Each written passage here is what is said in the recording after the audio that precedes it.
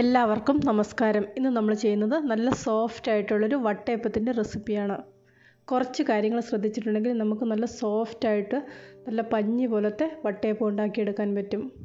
എന്തെങ്കിലും സംശയമുള്ളവർ കമൻ്റ് ആയിട്ടിട്ടാൽ അതിനുള്ള മറുപടി തരുന്നതായിരിക്കും. ഇനി നമുക്ക് ഇതെങ്ങനെയാണ് ചെയ്യേണ്ടതെന്ന് നോക്കാം. വട്ടയപ്പത്തിന് വേണ്ടിയിട്ട് അരയ്ക്കാനുള്ള അരി മിനിമം ഒരു 4 മണിക്കൂറെങ്കിലും കുതിർക്കാൻ വേണ്ടിയിട്ട് ഇടണം. കുതിർത്ത് വെച്ച അരിയുടെ പകുതി ഇവിടെ മിക്സിയുടെ ജാറിലേക്ക് മാറ്റിയിട്ടുണ്ട്. ഇനി ഇതിലേക്ക് വളരെ കുറച്ച് വെള്ളം ഒഴിച്ചു കൊടുക്കാം. 1/4 കപ്പ് വെള്ളമാണ് ഇവിടെ ഒഴിച്ചു കൊടുത്തത്. എത്ര കുറച്ച് വെള്ളം ഒഴിക്കാവോ അത്രയും കുറച്ചിട്ട് വേണം ഇത് അരച്ചെടുക്കാൻ. അരി അരച്ചതിൽ നിന്ന് ഒരു 1/4 കപ്പ് എടുത്ത് ഒരു പാത്രത്തിലേക്ക് മാറ്റിയിട്ടുണ്ട്. ഇതിലേക്ക് 3 ഇരട്ടി വെള്ളം ഒഴിച്ചു കൊടുക്കാം. ഇതിനി അടുപ്പത്ത് വെച്ച് ഒരു മീഡിയം ഫ്ലെയിമിലിട്ടിട്ട് കുറുക്കിയെടുക്കണം. ഇതുപോലെ ചെയ്തിട്ടുണ്ടെങ്കിൽ വട്ടയപ്പം നല്ല സോഫ്റ്റായിട്ട് കിട്ടും. അരി അരച്ചതിവിടെ കുറുകി വന്നിട്ടുണ്ട്. ഇനി ഇത് ഓഫ് ചെയ്യാം. അടുത്തതായിട്ട് ഇതിലേക്ക് വേണ്ട ഈസ്റ്റ് ചെറിയ ചൂടുവെള്ളത്തിലിട്ട് വെക്കണം. 1/4 ടീസ്പൂൺ ഈസ്റ്റാണ് ഇവിടെ എടുക്കുന്നത്. ആക്റ്റീവ് ഡ്രൈ ഈസ്റ്റാണ് ഇവിടെ എടുത്തിരിക്കുന്നത്. ഇൻസ്റ്റൻറ്റ് ഈസ്റ്റ് ആണെങ്കിലും ഈ ഒരു അളവിൽ തന്നെ എടുക്കാം. നല്ല ചൂടുള്ള സമയത്താണെങ്കിൽ ഇതിൻ്റെ പകുതി ഈസ്റ്റ് എടുത്താൽ മതി. അടുത്തതായി ബാക്കി പകുതി അരിയും കൂടെ മിക്സിയിലേക്ക് മാറ്റിയിട്ടുണ്ട്. ഇതിലേക്ക് 1/2 മുതൽ 3/4 കപ്പ് വരെ തേങ്ങ ചിരകിയത് ചേർത്ത് കൊടുക്കാം. ഇതും വളരെ കുറച്ച് വെള്ളം ഒഴിച്ചിട്ട് നന്നായിട്ടൊന്ന് അരച്ചെടുക്കാം. വട്ടയപ്പത്തിന് വേണ്ടിയിട്ട് അരയ്ക്കുമ്പോൾ എപ്പോഴും വളരെ കുറച്ച് വെള്ളം മാത്രമേ ചേർത്ത് കൊടുക്കാൻ പാടുള്ളൂ. അരി ഇവിടെ നന്നായിട്ട് അരച്ചെടുത്തിട്ടുണ്ട്. വീഡിയോ കണ്ടിട്ടുണ്ടെങ്കിൽ അതിൻ്റെ ആ പാകം മനസ്സിലാകും. ഇനി ഈ അരി അരച്ചത് വേറെ പാത്രത്തിലേക്ക് മാറ്റാതെ തന്നെ ഇതിലേക്ക് 1/2 കപ്പ് ചോറ് ചേർത്ത് കൊടുക്കാം.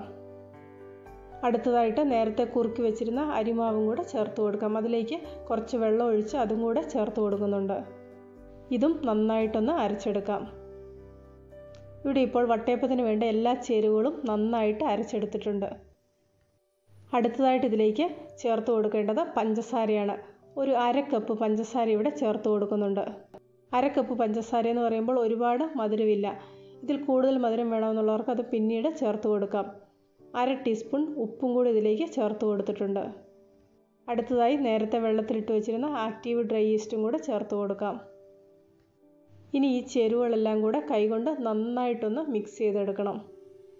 ഇതുപോലെ മിക്സ് ചെയ്യുമ്പോൾ പാത്രത്തിൻ്റെ അടി കൂട്ടിയിട്ട് നന്നായിട്ട് മിക്സ് ചെയ്യണം. ഈസ്റ്റൊക്കെ ഈ അരി അരച്ചതിൻ്റെ എല്ലാ ഭാഗത്തുമായിട്ട് വരണം. നന്നായിട്ട് മിക്സ് ചെയ്തതിന് ശേഷം ഇതൊരു 8 മണിക്കൂർ റെസ്റ്റ് ചെയ്യാൻ വേണ്ടിയിട്ട് വയ്ക്കാം.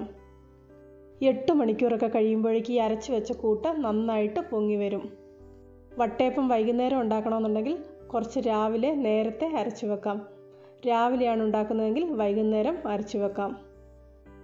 ഇവിടെ ഇപ്പോൾ 8 മണിക്കൂർ കഴിഞ്ഞപ്പോഴേക്ക് വട്ടയപ്പത്തിൻ്റെ കൂട്ട് നന്നായിട്ട് പൊങ്ങി വന്നിട്ടുണ്ട്. ഈ സമയത്ത് മധുരം കൂടുതൽ വേണമെന്ന് തോന്നുന്നവർക്ക് കുറച്ച് പഞ്ചസാര പൊടിച്ചതും കൂടെ ചേർത്ത് കൊടുക്കാം.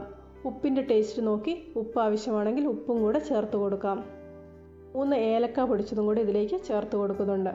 അണ്ടിപ്പരിപ്പോ കിസ്മിസോ ഒക്കെ ചേർക്കേണ്ടവർക്ക് അതും ഈ സമയത്ത് ചേർത്ത് കൊടുക്കാം. ഇവിടെ ഏറ്റവും സിമ്പിളായിട്ടുള്ള വട്ടയപ്പമാണ് ഉണ്ടാക്കുന്നത്. ഇതിലേക്ക് ഏലക്ക പൊടിച്ചത് മാത്രമേ ചേർത്ത് കൊടുക്കുന്നുള്ളൂ. ഏലക്ക പൊടിച്ചത് ഈ കൂട്ടിൽ നന്നായിട്ട് മിക്സ് ചെയ്തിട്ടുണ്ട്. ഇനി ഇത് വട്ടയപ്പം ഉണ്ടാക്കുന്ന പാത്രത്തിലേക്ക് ഒഴിച്ചു കൊടുക്കാം. വട്ടയപ്പത്തിൻ്റെ കൂട്ട് ഇതുപോലെ ഒഴിച്ചു കൊടുത്തതിന് ശേഷം 1/2 മണിക്കൂർ മുതൽ 1 മണിക്കൂർ വരെ ഒന്ന് റെസ്റ്റ് ചെയ്യാൻ വേണ്ടിയിട്ട് വയ്ക്കാം. അതിനുശേഷം ഇത് വട്ടയപ്പം ഉണ്ടാക്കാൻ ഉദ്ദേശിക്കുന്ന പാത്രത്തിലേക്ക് മാറ്റാം. ഇവിടെ ഒരു അപ്പച്ചെമ്പിലാണ് ഉണ്ടാക്കുന്നത്. അപ്പച്ചെമ്പിലെ വെള്ളം നന്നായിട്ട് തിളച്ചതിന് ശേഷമാണ് വട്ടയപ്പത്തിൻ്റെ കൂട്ട് ഇറക്കി വെക്കുന്നത്. ശേഷം ഒരു 5 മിനിറ്റ് ഹൈ ഫ്ലെയിമിൽ ഇട്ട് കൊടുക്കാം. അതിനുശേഷം മീഡിയം ഫ്ലെയിമിലേക്ക് മാറ്റാം. ഒരു 20-25 മിനിറ്റൊക്കെ ആകുമ്പോഴേക്ക് വട്ടയപ്പം റെഡിയാകും. ഒരു സ്റ്റിക്ക് ഉപയോഗിച്ചൊന്ന് കുത്തി നോക്കിയിട്ടുണ്ടെങ്കിൽ അതിലൊട്ടിപ്പിടിക്കുന്നില്ലെങ്കിൽ വട്ടയപ്പം വെന്തെന്ന് മനസ്സിലാക്കാം. തണുത്തതിന് ശേഷം ഇത് വട്ടയപ്പത്തിൻ്റെ പാത്രത്തിൽ നിന്ന് മാറ്റാം. അതിനുശേഷം ആവശ്യാനുസരണം മുറിച്ചുപയോഗിക്കാം.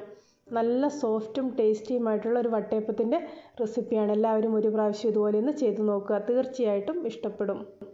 പുതിയൊരു റെസിപ്പിയുമായിട്ട് വീണ്ടും കാണാം.